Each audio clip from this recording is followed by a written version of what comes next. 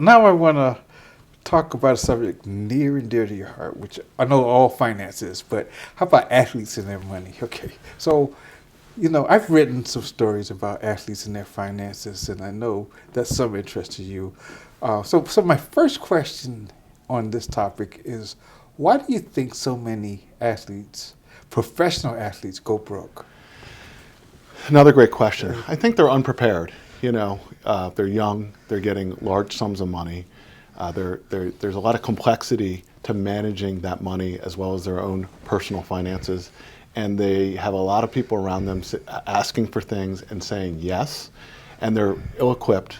They don't have the resources to actually make those decisions. So they end up in financial straits soon after essentially the paychecks stop coming, right? So while they're playing and while the money's coming in, it works, and soon thereafter it doesn't work. But they're really ill prepared for it, and then they're kind of surrounded by people that just want to say yes rather than helping them actually manage it. But at the end of the day, money's complicated. It doesn't come with a book. It doesn't come with an instruction manual. So you're a 21-year-old and you're handed an awful lot of money with no instruction manual. Bad things happen. Well, I talked to some sports agents who said basically their financial history, their earning history is the exact opposite of regular people.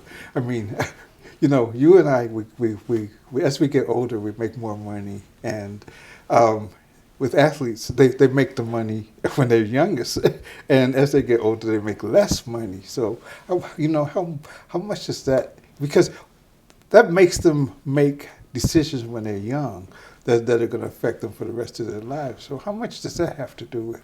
Well, it has a lot to do with it. And I think, again, they're ill-prepared to make those decisions. It's very difficult for any young adult to make a decision that's going to affect them 40 years later, let alone one that has major financial implications. And so, again, they're just very ill-equipped to make those decisions. They haven't learned about it. Many of them that actually make it to that level have been pushed up through the system, so they're not even getting some of the basic financial education that the rest of the population is getting, simply because they're too busy, or they're running 100 miles an hour, and other people are kind of making some of those choices for them. So I think it would be difficult for anybody at that age to make some of those decisions, let alone somebody in that position.